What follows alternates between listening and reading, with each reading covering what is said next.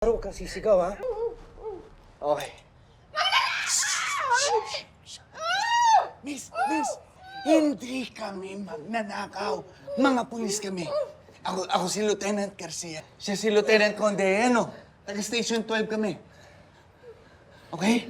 Hindi kami magnanakaw. Okay, sige. Isa pa. Tatanggalin ko to. Pero please, huwag kang sisigaw. Ha? Okay.